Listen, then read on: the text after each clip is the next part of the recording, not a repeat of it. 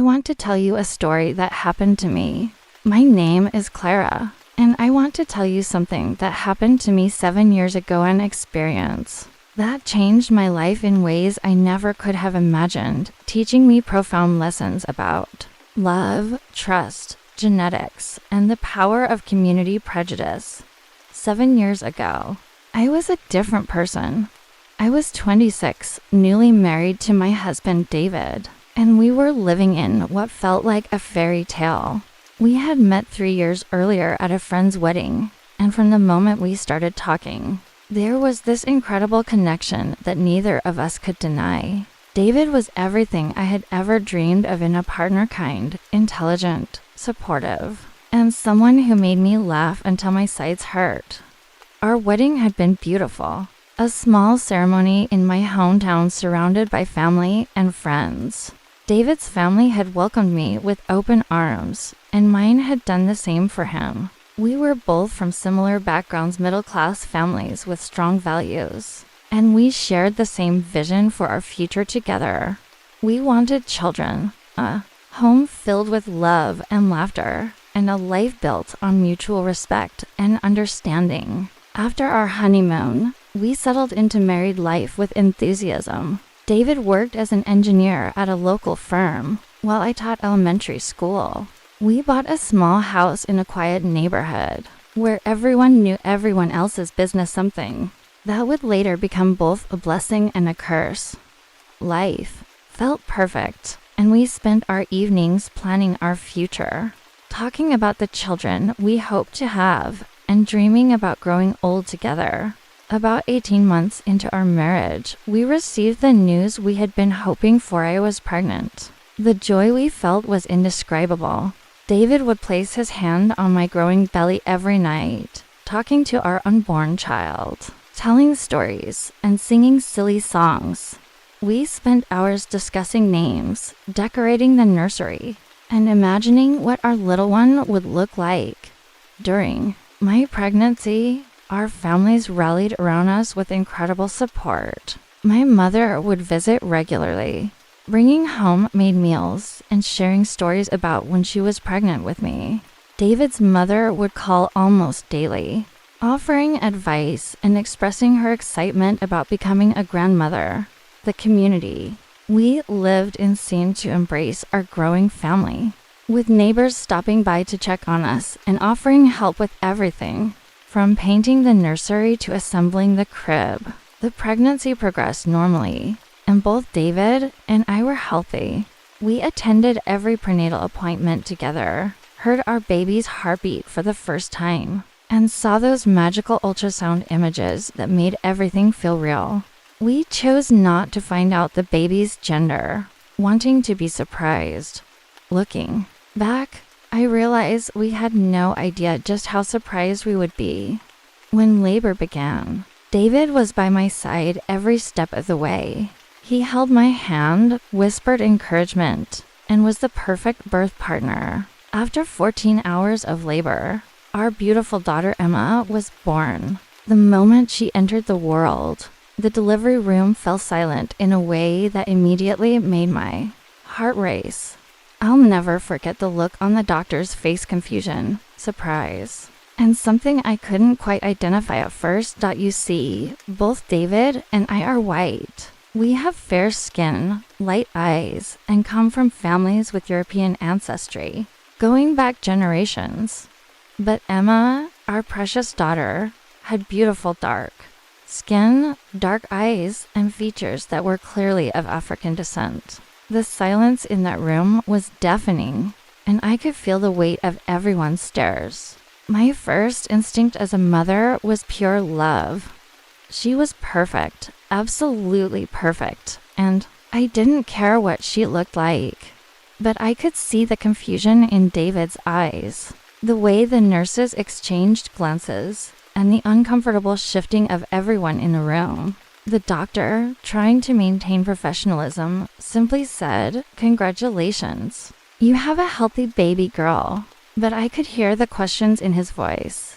The next few hours were a blur of emotions.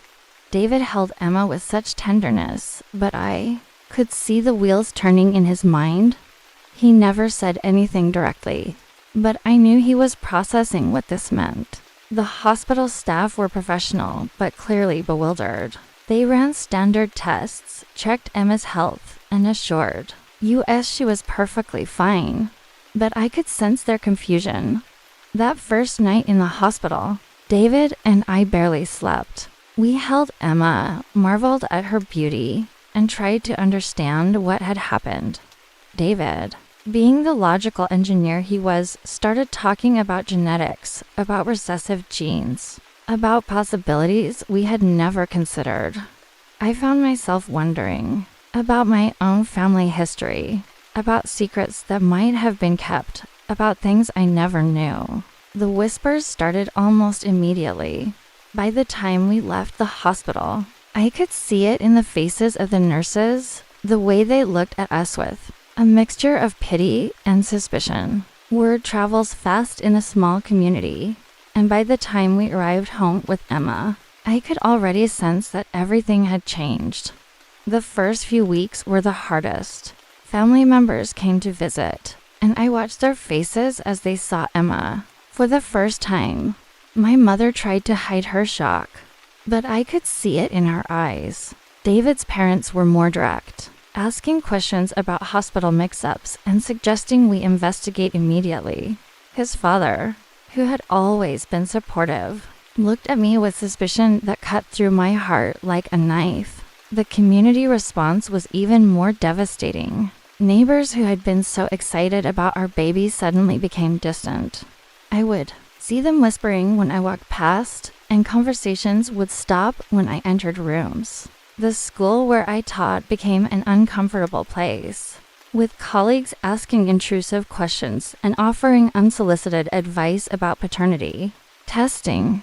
But it was the assumptions that hurt the most. People began to whisper that I had been unfaithful, that Emma wasn't David's daughter, that I had betrayed my marriage and my family. I could see it in their eyes, the judgment, the condemnation, the way they looked at me as if I had committed some terrible sin. Even people who had known me for years, who knew my character and my values, seemed to believe the worst. David tried to be supportive, but I could see the doubt creeping in. He would hold Emma and love her, but I caught him studying her features, looking for any resemblance to himself or to me. He started asking questions about my past, about relationships I had before we met, about times when we had been apart. The trust that had been the foundation of our marriage began to crack under the weight of community suspicion and genetic impossibility. The pressure became unbearable. David's family pushed for immediate paternity testing, suggesting that if Emma wasn't his daughter, we needed to know immediately. My own family was more supportive, but equally confused. My mother spent hours on the phone with relatives, trying to trace any possible African ancestry in our family tree. She contacted distant cousins, dug through old family records, and even reached out to genealogy experts, but found nothing.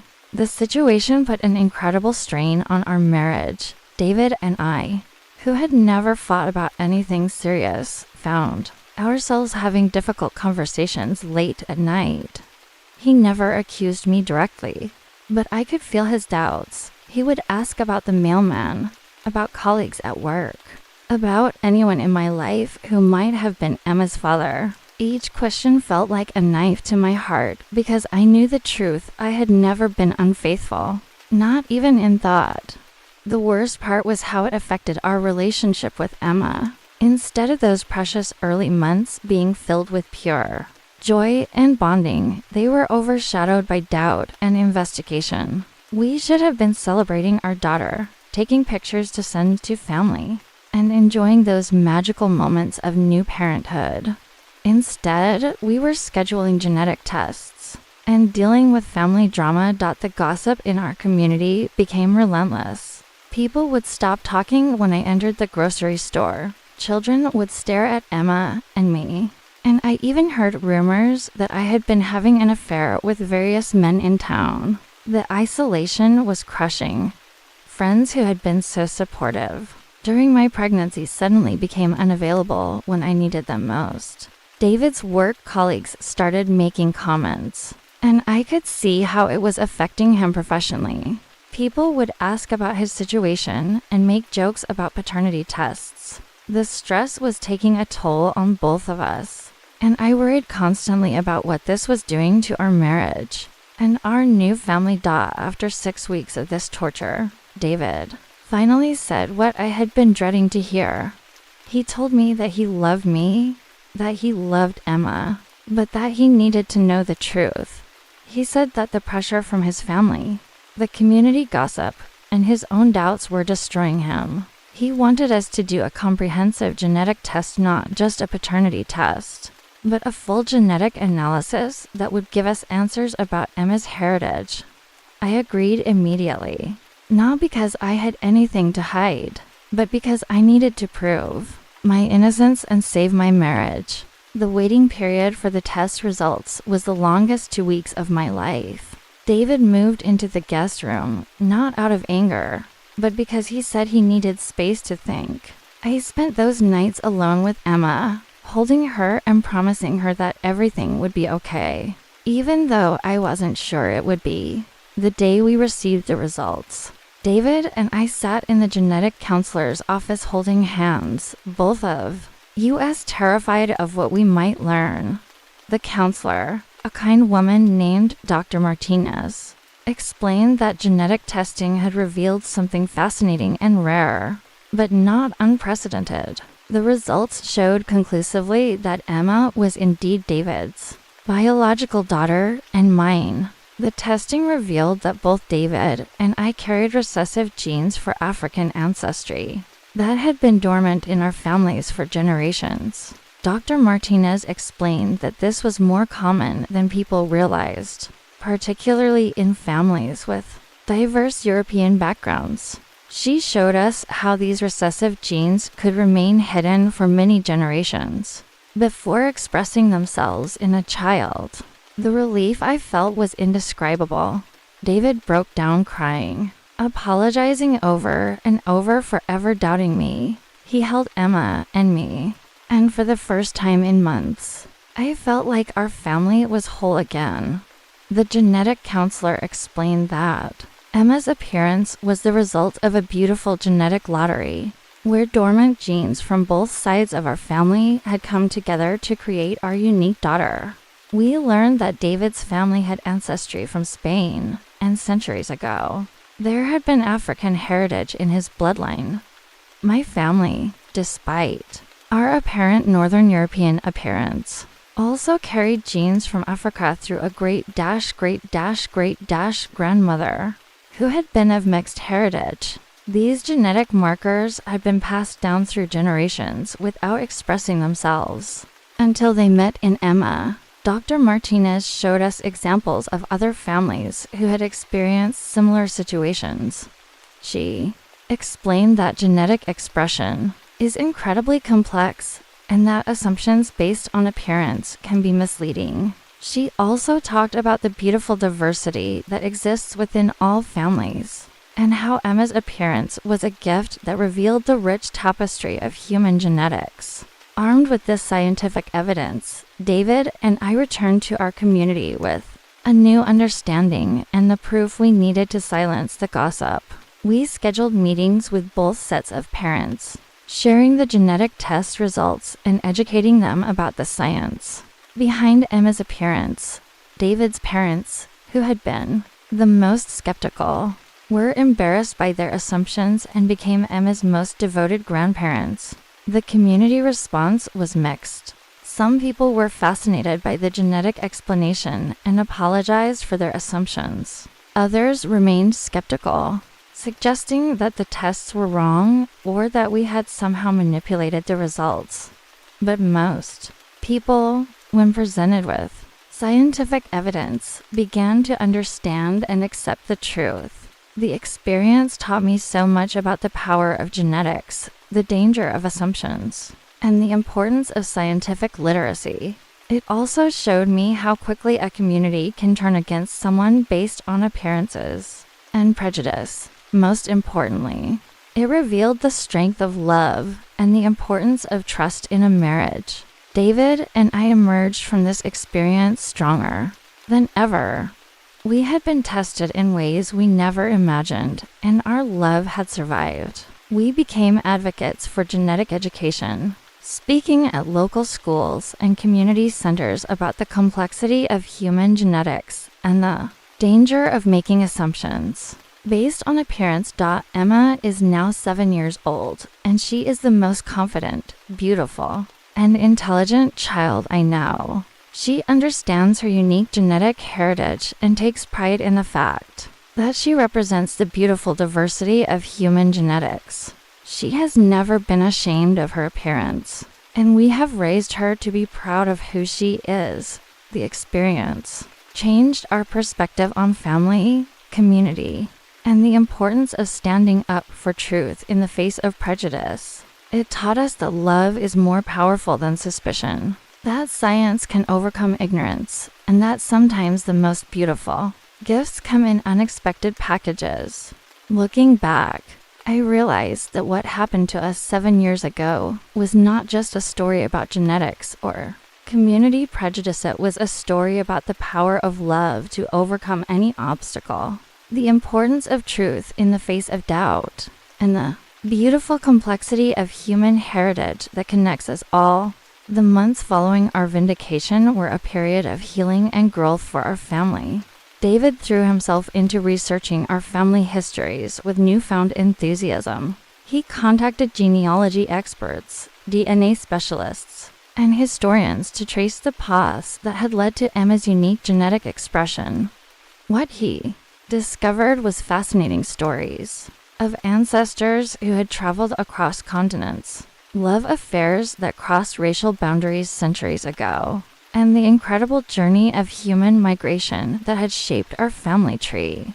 David's Spanish ancestry, which we had always known about, but never fully explored, took on new meaning. We learned about the Moorish influences in Spain, the African heritage that had been part of Spanish culture for centuries, and how these genetic markers had been passed down through generations of his family. His great-great-great-grandmother had been part of a community in southern Spain where African and European lineages had intermingled for hundreds of years. My own family history revealed equally fascinating stories. The African genes that had contributed to Emma's appearance came through a line we had never fully traced. Through extensive genealogical research, we discovered that my great-great-great-grandmother had been a woman of mixed heritage. Living in Louisiana in the 1800s, she had married a white man and moved north, where her children had been raised as white. The genetic markers from her African ancestry had been carried forward through generations, dormant but present, waiting for the right combination to express themselves. These discoveries transformed our understanding of not just Emma's heritage, but of human genetics and family history in general. We learned that virtually every family has genetic surprises in their background, that the concept of pure racial categories is scientifically meaningless, and that we are all much more connected than we realize. The healing process in our community was slower but equally important. We began speaking at local schools, churches, and community centers about our experience. We shared the scientific facts about genetics, but more importantly, we talked about the human cost of prejudice and assumptions. We described how quickly a loving community could turn into a source of pain and isolation, and how important it is to withhold judgment until all the facts are known. Some of our neighbors became our strongest advocates.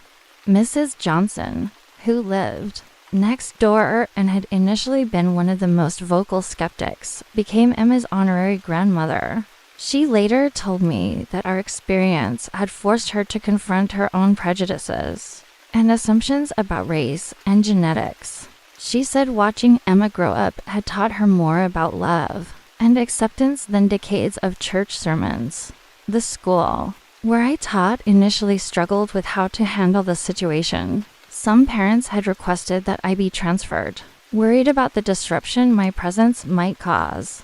But the principal, Dr. Sarah Williams, stood by me. She organized educational sessions for teachers and parents about genetics and diversity, using our story as a teaching tool. The school became a model for how educational institutions can address complex social issues with science and compassion. David's workplace response was equally telling. While some colleagues had initially made inappropriate comments, others rallied around him. His supervisor, Mr. Peterson, who had children of his own, became a strong supporter. He implemented diversity training at the company and used our experience to educate employees about the importance of not making assumptions about colleagues' personal lives. The extended family dynamics continued to evolve as well. David's parents, who had initially been the most skeptical, became Emma's most devoted grandparents. His father, who had questioned Emma's paternity most directly, later told me that the experience had taught him about the dangers of letting fear and prejudice override love and trust. He spent hours with Emma, teaching her about the family's Spanish heritage and helping her understand the beautiful complexity of her genetic background. My own parents had been more supportive from the beginning, but they too learned important lessons. My mother began researching women's history and discovered stories of other women who had faced similar situations throughout history. She found accounts of families torn apart by genetic surprises, of women falsely accused of infidelity, and of children who had suffered because of society's ignorance about genetics. The psychological impact of our experience was profound and lasting. David and I both sought counseling to help us process the trauma of having our marriage and family subjected to such intense scrutiny. We learned about the psychological effects of community rejection, the importance of maintaining trust in relationships under pressure, and strategies for protecting children from the harmful effects of prejudice. Emma, thankfully, was too young during the initial crisis to understand what was happening. But as she grew older, we made sure to educate her about her unique heritage in age-appropriate ways. We taught her about genetics, about the beautiful diversity of human ancestry, and about the importance of being proud of who she is. We also prepared her for the possibility that she might face questions or comments about her appearance. As she grew up, the impact on our marriage was ultimately positive. Though the journey was difficult, we learned to communicate more openly, to support each other through external pressure, and to prioritize our family's well-being over community approval. The experience taught us that love requires not just emotion, but also the choice to trust, to support, and to stand together even when the world seems against you. We also became advocates for genetic education and testing. We worked with local healthcare providers to educate them about the importance of discussing genetic diversity with patients. We supported legislation requiring genetic counseling to be covered by insurance. We participated in research studies about genetic expression and family dynamics. The scientific community showed great interest in our case. Emma's genetic profile became part of several research studies about recessive gene expression and population genetics. We were invited to speak at medical conferences and genetic counseling training programs. Our story became a teaching tool for healthcare providers, helping them understand the importance of approaching genetic surprises with sensitivity and scientific accuracy. As Emma started school, we were proactive about educating her teachers and classmates about genetic diversity. We created age-appropriate presentations about how genetics work, why people look different from their parents sometimes, and the importance of accepting and celebrating diversity. Emma became a natural educator herself, confidently explaining her genetic heritage to curious classmates. The experience also deepened our understanding of racial dynamics in our community and society. We learned about the historical context of racial assumptions, the ongoing impact of segregation and discrimination, and the importance of actively working to create more inclusive communities. We became more aware of the experiences of multiracial families and the challenges they face in communities that struggle with genetic and racial diversity. 7 years later, Emma is thriving. She's an excellent student, a talented artist, and a natural leader among her peers. She has never expressed shame about her appearance or confusion about her heritage. Instead, she takes pride in her unique genetic background and often educates others about the complexity of human genetics. She has become an advocate for acceptance and understanding. Even at her young age, our community has largely moved past the initial shock and controversy. Emma is simply known as Emma Bright, beautiful child who happens to have an interesting genetic story. The experience has made our neighborhood more aware of diversity issues and more accepting of differences. Several other families have shared their own stories of genetic surprises, creating a more open and understanding environment. David and I often reflect on how this experience changed us. As individuals and as a couple, we learned about the strength of our love, the importance of scientific literacy, and the power of community to both harm and heal. We discovered that prejudice often stems from ignorance, that education can overcome fear, and that standing up for truth requires courage and persistence. The genetic testing that vindicated us also opened doors to understanding our broader family histories. We connected with distant relatives we never knew existed, learned about ancestral stories that had been lost to time, and developed a deeper appreciation for the complex tapestry of human migration and genetic diversity that shapes all of our families. This experience taught us that every family has stories, that genetic expression is far more complex than most people realize, and that love truly can overcome any obstacle. It showed us the importance of questioning assumptions, seeking scientific truth, and standing by those we love even when the world seems against us. Today, when I look at Emma, I see not just my daughter, but a living testament to the beautiful complexity of human genetics and the power of love to transcend prejudice. She represents the best of both David and me, not just genetically, but in her character, her intelligence, and her capacity for love and understanding. She is proof that sometimes the greatest gifts come in the most unexpected packages, and that truth, love, and science will always ultimately prevail over ignorance and prejudice.